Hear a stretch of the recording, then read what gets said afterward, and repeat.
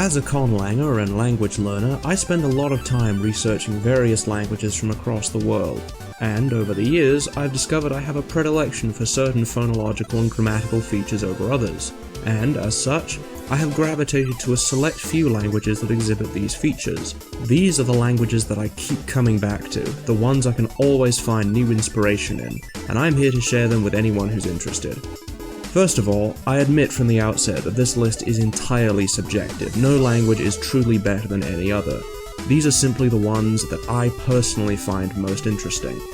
I am also aware that there are many thousands of languages in the world, and I'm only familiar with a tiny fraction of them. I have no doubt that there exist numerous languages that have fascinating and enigmatic features that I've never heard of, and should I at some point discover some such language, I'll be sure to update the list. Also, be aware that this is probably going to contain a lot of linguistic terminology. I'm going to try my best not to get too technical, but I know from experience that I am almost certainly going to fail miserably. So be prepared for some epic level language geekery. If at any point you have a hard time following me, or you'd like clarification on any particular point, feel free to leave a comment letting me know. So, with that out of the way, I humbly present to you my top 10 favorite languages, starting off with number 10, Fijian. Many of the Austronesian languages are really fascinating. Hawaiian, Maori, and Malagasy are beautiful and very nearly made it onto the list, but for me, Fijian just ever so slightly beats out the others. Spoken by over 500,000 people, and one of the official languages of Fiji, Fijian has a pretty simple grammar that portrays a number of curious features. It has a pretty unorthodox phonology. It's still a CV language which fits right in with the oceanic mold, but its consonant inventory features a bizarre series of asymmetries.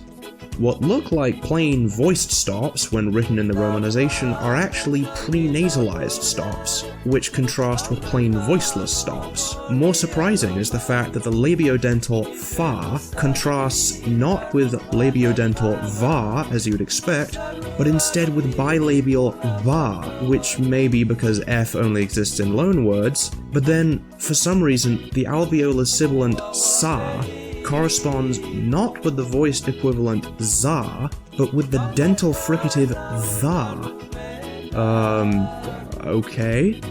And then there's this thing. What is that? A prenasalized trill? How the hell does that work?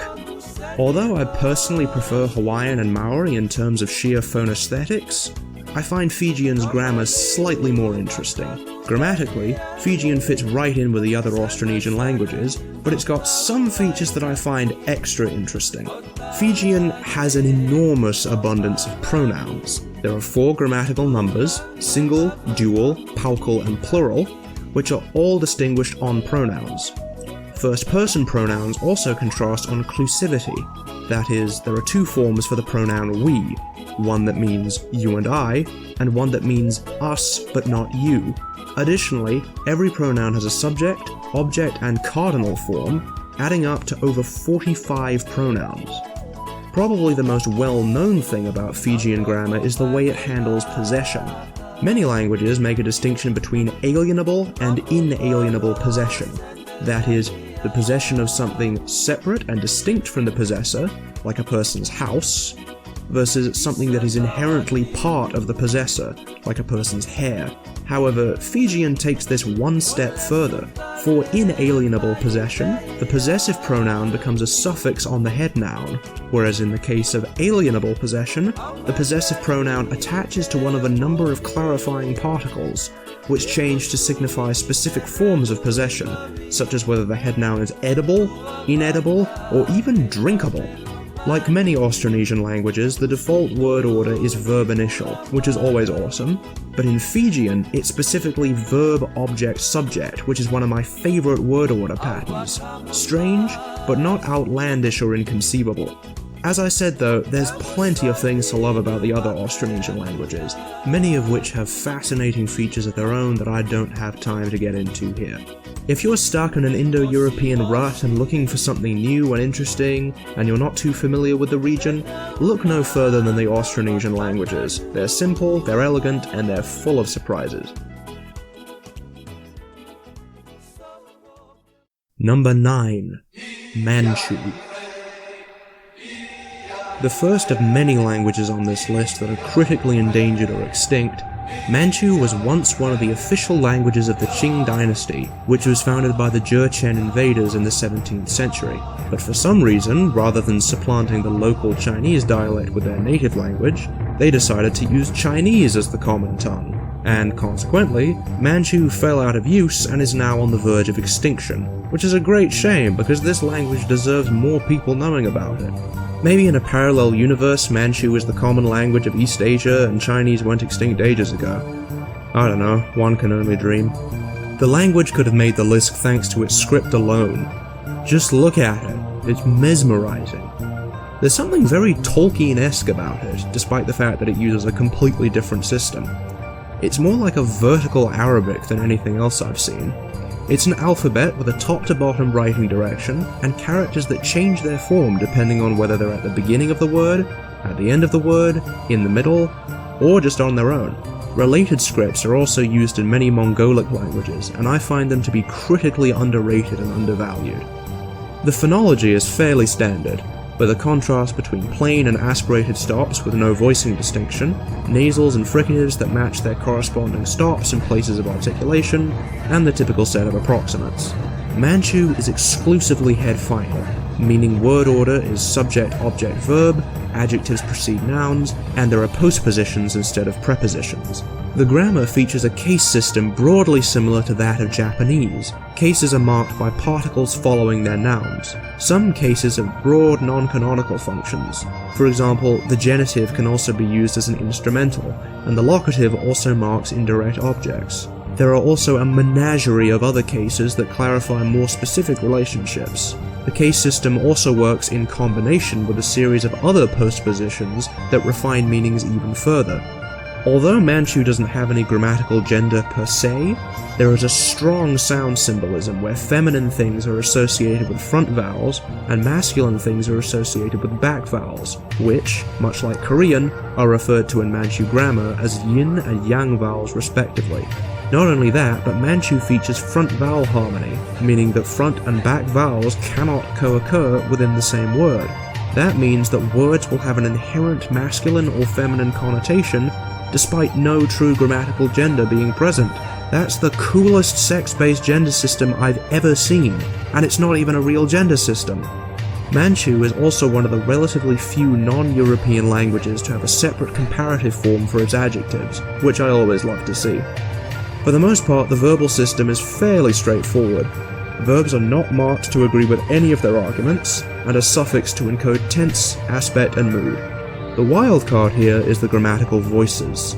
Anyone who's dabbled in the Romance languages knows that verbs can either be active or passive, that is, if the subject is performing the action, or if the subject receives the action.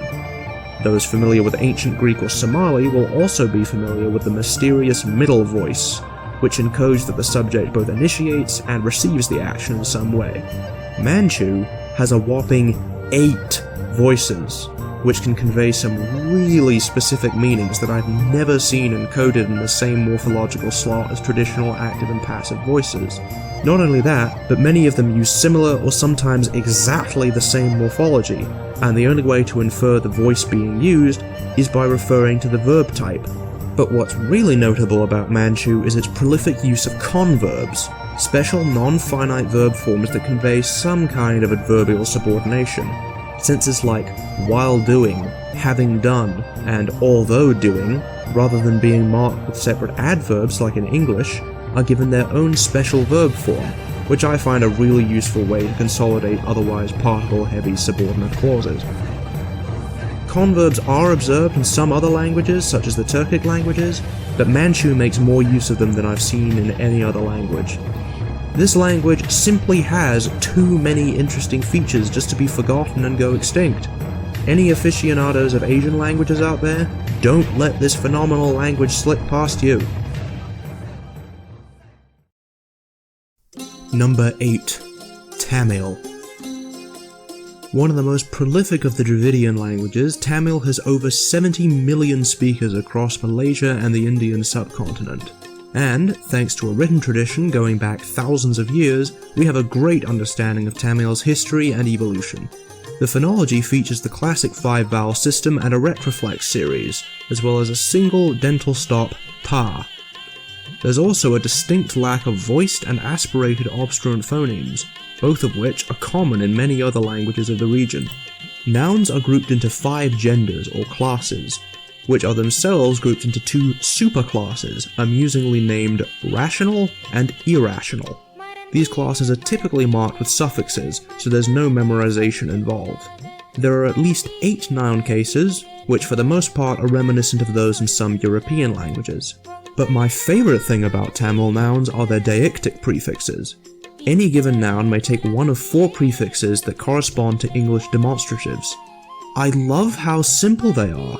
They're all just single vowels that cause the following consonant to geminate, sort of like the Dothraki causative now that I think about it. It's such a straightforward and regular pattern, it looks like something an amateur conlanger would come up with. This is what I like to call a "I can't believe it's not a conlang" feature. A feature so regular and seemingly artificial that if you saw it in a conlang, you'd immediately jump on it as too unnatural or unlikely. And yet, it exists in a natural context. Verbs follow an agglutinative pattern, with suffixes agreeing with the subject in person and number, plus the normal tense aspect and mood information. But there are some other interesting encodings as well. For example, Tamil has a couple of interesting ways of marking evidentiality.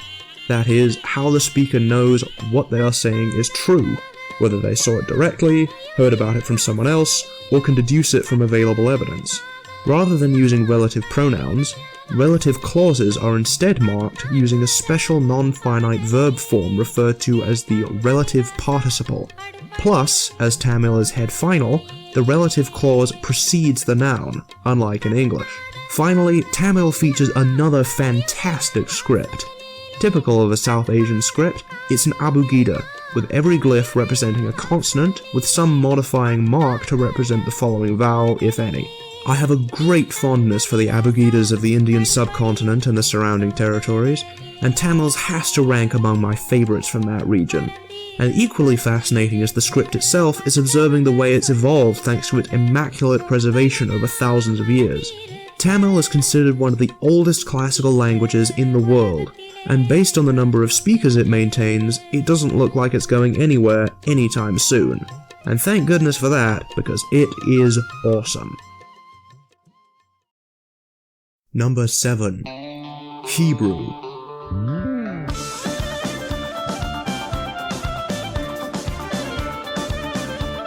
I have to admit, I had a lot of difficulty choosing between Hebrew and Arabic for this spot.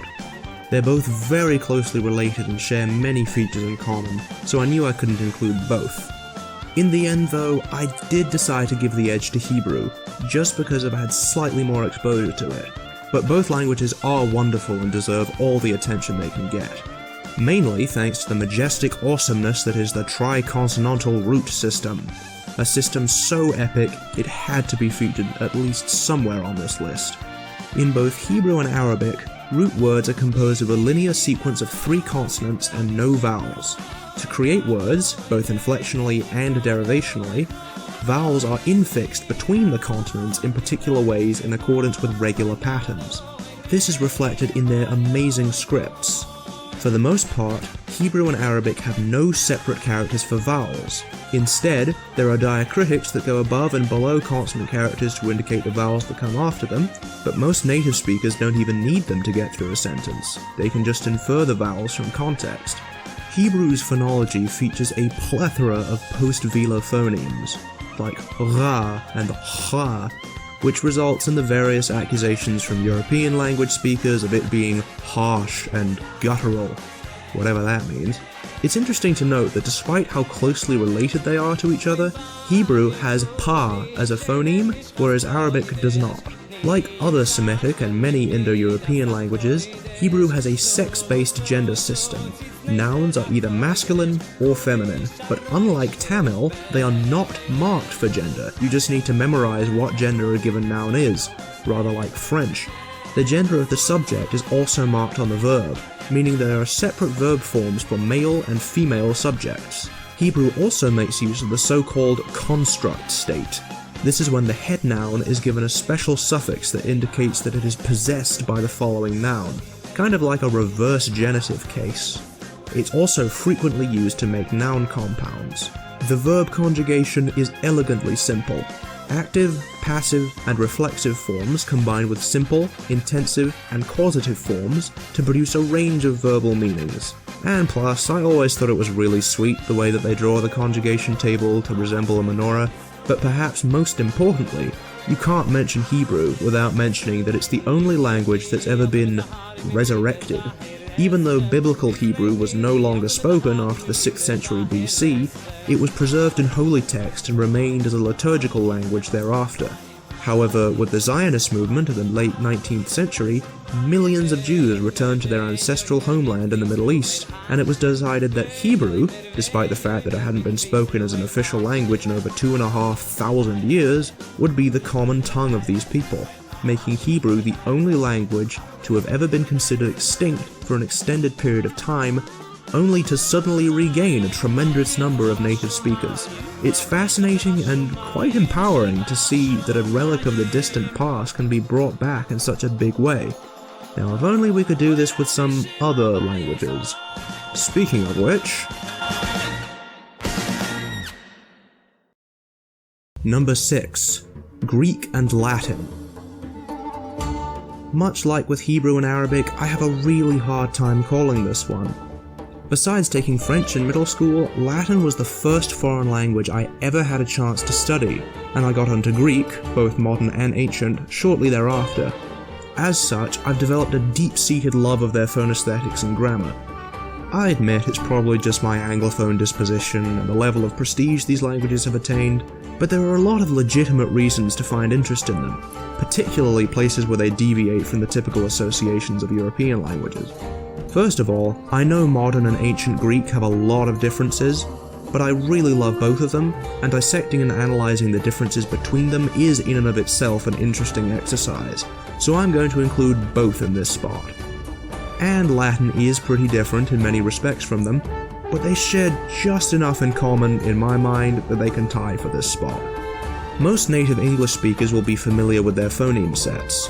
The only thing that might cause some confusion to new learners is ancient Greek's aspiration distinction. As I say, I have a particular love of the way they sound, probably just due to years of exposure. In the Western world, these languages are pretty much synonymous with poetry, art, and scientific nomenclature, and that has doubtlessly conditioned me to find them appealing. Verbs are highly inflectional, having a single suffix that encodes the subject, as well as tense, aspect, and mood. Again, the system should look pretty familiar to anyone who studied any of the Romance languages. Ancient Greek adds an extra level of complexity by having a separate optative mood, and including the notorious middle voice in addition to the standard active and passive. The main thing that differentiates Latin and Greek from most modern Romance languages is their case system, which combine gender, case, and plurality into a single affix, Latin and modern Greek having just singular and plural forms, while ancient Greek has a dual number as well. Since the cases serve to mark roles, both Latin and Greek have fairly free word order, with ancient Greek going absolutely insane in this regard. Greek also has a really nice script, so tantalizingly similar to the Latin script, and yet different enough to be interesting and evocative. Of course, it's virtually impossible for me to judge the Latin script objectively since it's my native writing system, so I won't go into it. On the whole, I admit this one probably just comes down to nostalgia. I can't really put into words why I love these languages so much. They just have very powerful associations for me.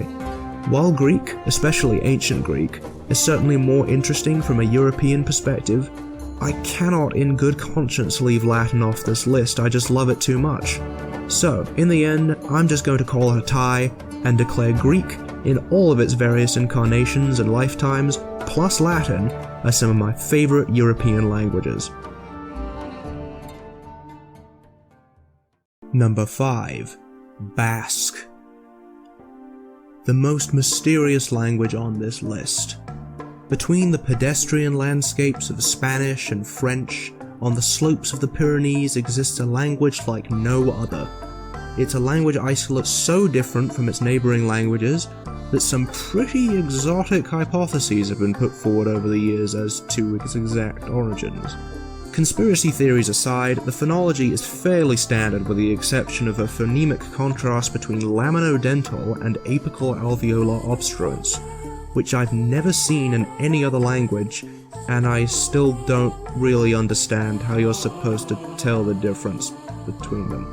The language is highly agglutinative, with both nouns and verbs taking a huge number of affixes. Basque employs a fairly comprehensive case system to mark roles on nouns, but also marks subject, direct object, and indirect object on the verb, meaning most roles end up being double marked. Because of this, strict word order isn't needed to convey any such information, and as such is co-opted to mark focus and topic. To emphasize any particular element, the word order is shuffled around such that the noun that comes immediately before the verb is the focus, or the most salient piece of information in the clause, and the initial phrase is the topic, the thing being talked about in the larger discourse. A neat feature of Basque is that the case system can also be used for derivational purposes, appending nouns with multiple case suffixes at the same time, with only one actually marking case, and the other becoming a sort of derivational suffix.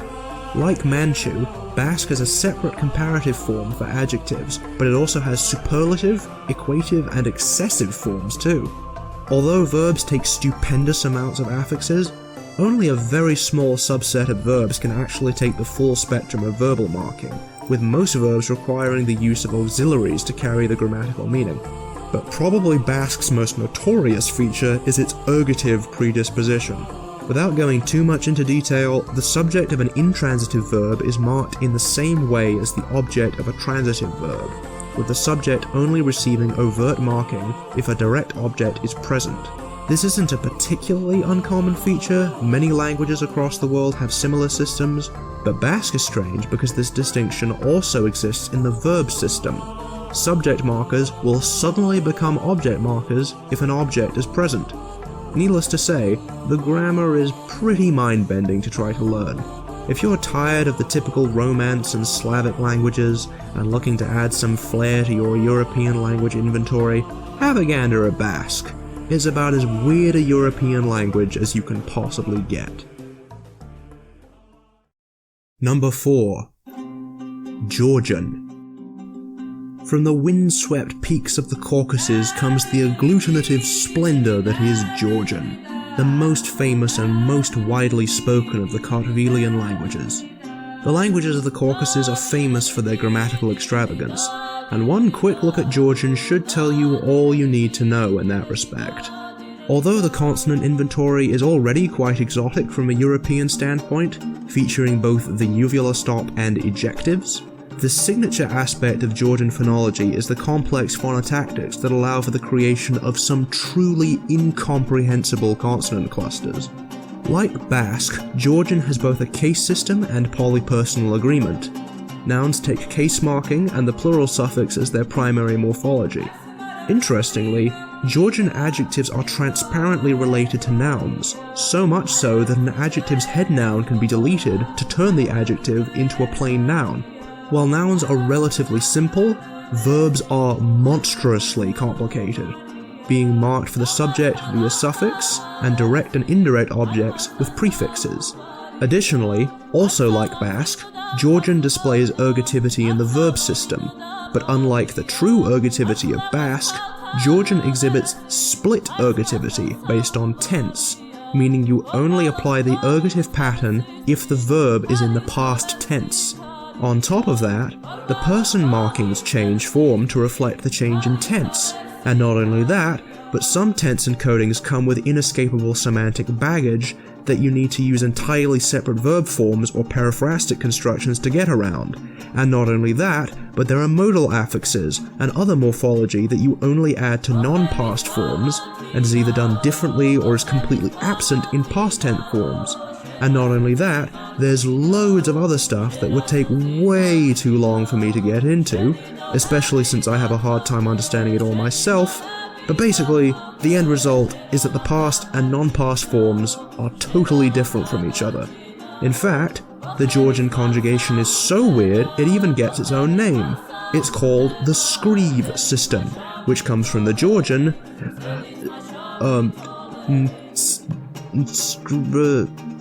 that word. As you can probably tell, Georgian is extremely difficult to learn for an English speaker. You can get lost in the myriad verb forms and their seemingly infinite permutations for months, and figuring out how all the pieces fit together is a great source of inspiration for me. And to top it all off, Georgian uses a really beautiful script. It's an alphabet, but it's got its own characters for ejectives and aspirated stops, which is quite a rarity, and I just find that it generally looks quite unique and interesting. Overall, a fascinatingly compact phonology and an ornate writing system, coupled with one of the most complicated verbal systems I've ever seen in any language. But it's not the most complicated, oh no. That honor would have to go to... Number 3. Navajo. Oh man, now we're getting serious. Taking home the bronze medal is the most widely spoken of all the remaining Native American languages.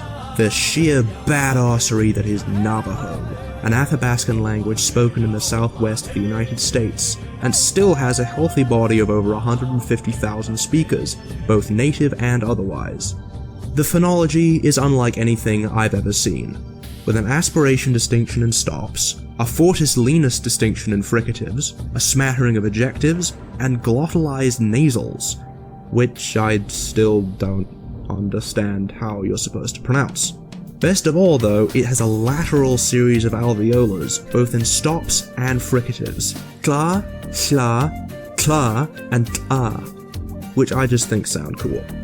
It features a 4-vowel system, but each vowel can be either low or high tone, or oral or nasalized, or short or long, or any combination thereupon. Honestly, I'm not a huge fan of the phonesthetics, but the grammar more than makes up for it. There isn't too much to talk about when it comes to nouns, simply because Navajo has quite possibly the densest, most jam-packed verb system I've ever seen.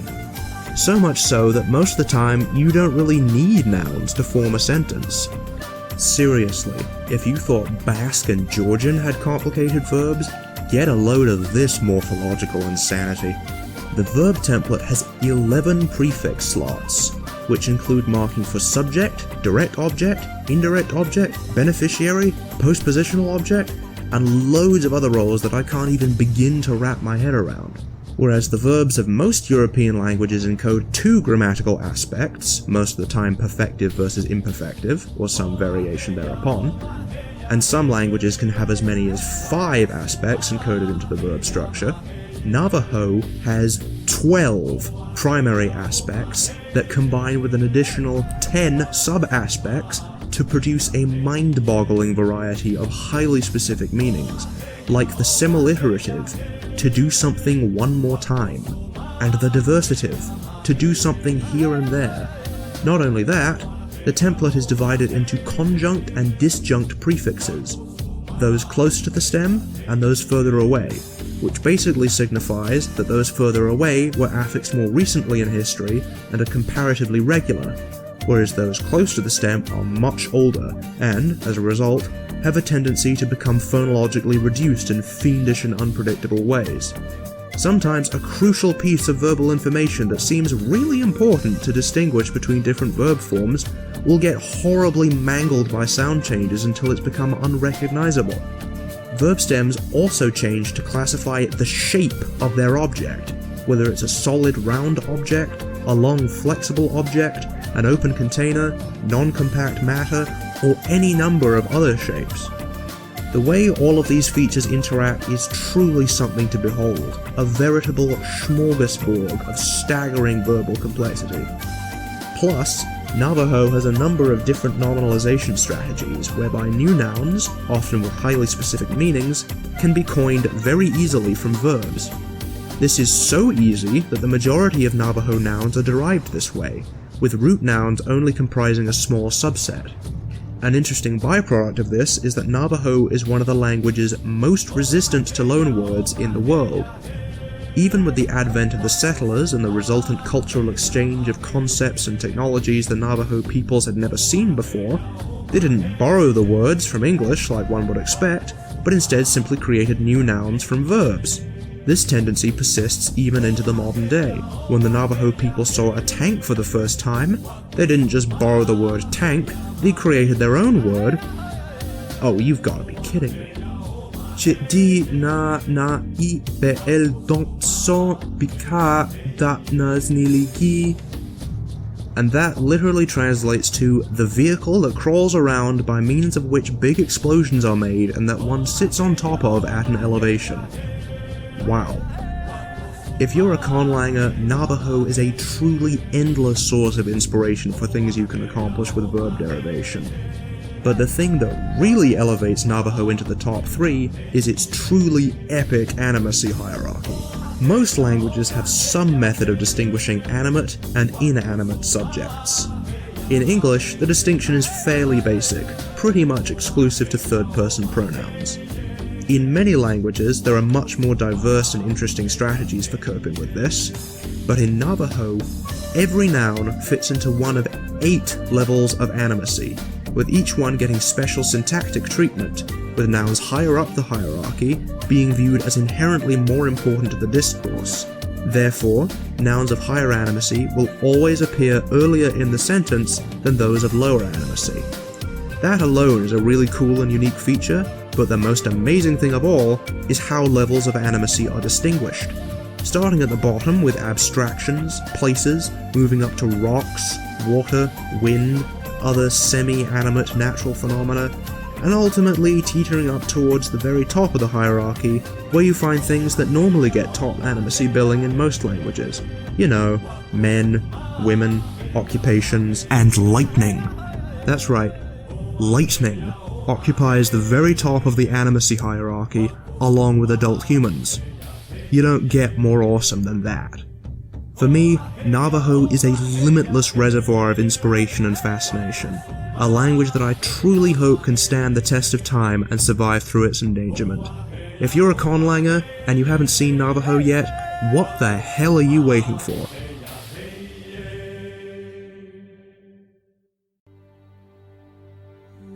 Number 2. Swahili.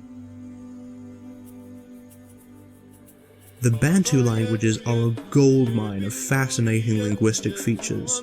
Many of the other Bantu languages could just as easily have taken this spot, but Swahili is the only one that I've studied extensively.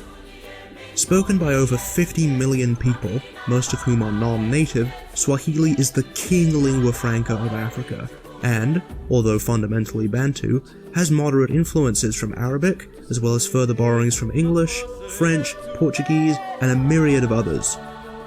The consonant inventory is nice and symmetrical, and the phonology gives the language an instantly recognizable phonetic character.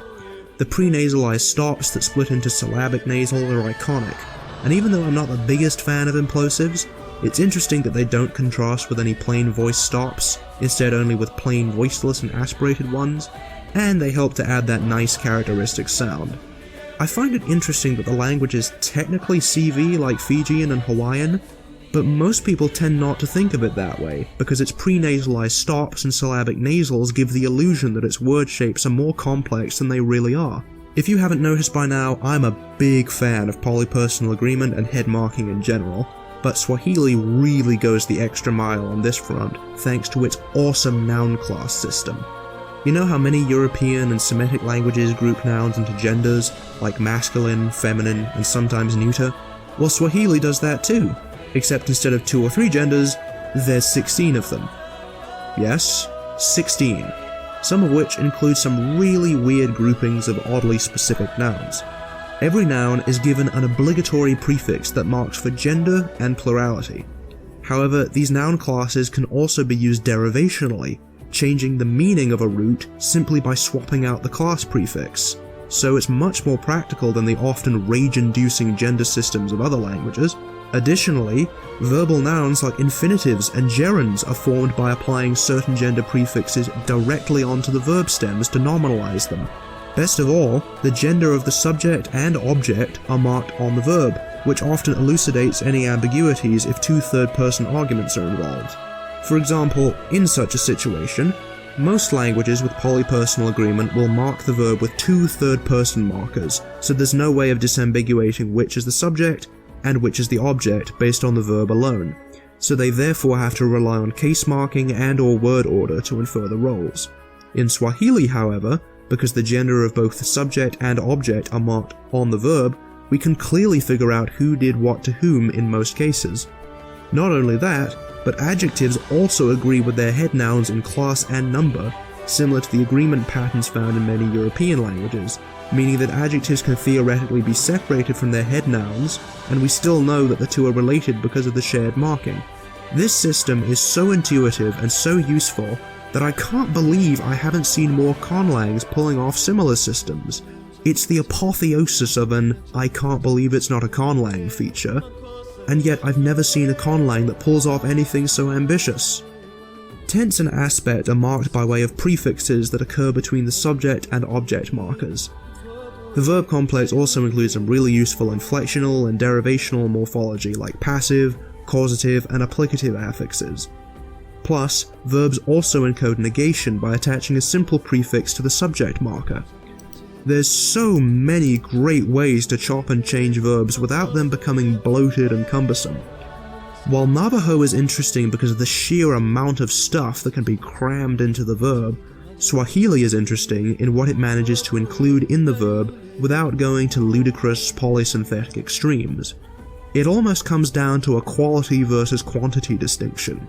Swahili has everything I find interesting in a language, but still maintains a degree of simplicity and manageability. It combines a great phonetic system with a fascinating and intuitive inflectional paradigm and a load of great features that you could spend years studying. And there's only one language on Earth that can top it. I find all of the languages I've featured on this list fascinating, but there were plenty of others that didn't quite make it into the top 10, and, as you can probably tell, in many cases it was really difficult for me to put them in any kind of order of preference.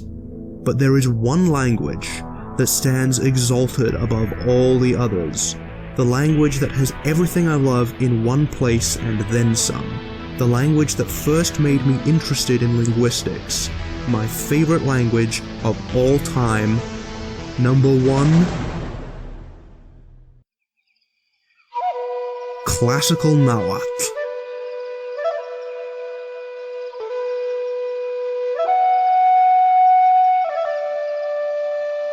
The language of the Mexica Empire, aka the Aztecs. Sadly now extinct, the only remnants of this beautiful language are a scattered variety of dialects spoken across much of Mexico. Many of these are also interesting in their own right, but the original classical dialect is the one I fell in love with. I don't know how it's possible for a language to have such a simple consonant inventory, and yet manage to sound so beautiful. It has no voiced obstruents at all, having only the typical 3 voiceless stops, 2 sibilants, and a 4-vowel system. But by far the most iconic sound in all of Nahuatl is that omnipresent lateral affricate tla, a sound so pervasive that, much to the chagrin of the speakers of European languages who can't pronounce it correctly, every singular noun, unless it's possessed, takes the sound as a suffix, rendering it in the so-called absolutive state. If it is possessed, the suffix is omitted and the noun takes a prefix that agrees with its possessor in both person and number. Nouns can also take a variety of other affixes that encode various derivational meanings. Nahuatl is also the only language I've ever seen where the diminutive is also used to encode respect, to the point where the word for child, pili, is the same as the word for nobleman. The socio-linguistic implications of that detail alone makes the language special. Much like Swahili, the verbs are complex enough to encode lots of useful information, but not to the bewildering extremes of Navajo. This was my first encounter with polypersonal agreement in a natural language, and I instantly fell in love with it. The verb template has a slot for the subject and the object, but the object slot always agrees with the indirect object if there is one present in the clause, and leaves the direct object stranded. There's also ample use of noun incorporation, whereby verb arguments can be backgrounded from the discourse by assimilating them into the verb stem to create new verbs, which leads to compact sentences and loads of cool derivational possibilities. But the coolest thing about the verb system is that in Nahuatl, everything, literally everything, can be a verb. This means that, since the language doesn't have a copula, all you have to do to make any kind of predicate is to conjugate the noun as if it were a verb. This system is so robust that it even works for pronouns. You can turn pronouns into verbs. Naturally, this allows you to pull off some really cool derivational tricks. Technically speaking, adjectives, as English speakers would understand them, don't really exist in Nahuatl. What look like adjectives are actually either stative verbs or just nouns that modify a different noun in the clause through juxtaposition. With the latter type, much like Georgian, these adjectives can also be used on their own to stand as a noun. But remember, this is Nahuatl, where everything can be a verb. So even a noun-like adjective can be conjugated to make a new adjective-like stative verb, which is derived from an adjective that is actually a noun. Since the basic word classes of noun, adjective, and verb bleed into each other so much, Nahuatl also has a pretty free word order. There's a general tendency for the verb to be the first word in the sentence, but that is by no means a hard and fast rule, and the arguments can be shuffled about anywhere the speaker wants to, normally for purpose of focus and to draw attention to the most salient parts of the clause. There's just so many amazing ways to play with the grammar while maintaining such relative simplicity. I've never seen any other language where both the phonology and the grammar appeal to me so much simultaneously. Classical Nahuatl will always have a special place in my heart, and I hope that I've instilled some interest in you as well. If you've made it this far, what are some of your favorite languages? What elements of language do you find most interesting? Did I enlighten you, infuriate you, or just baffle you? Let me know in the comments below.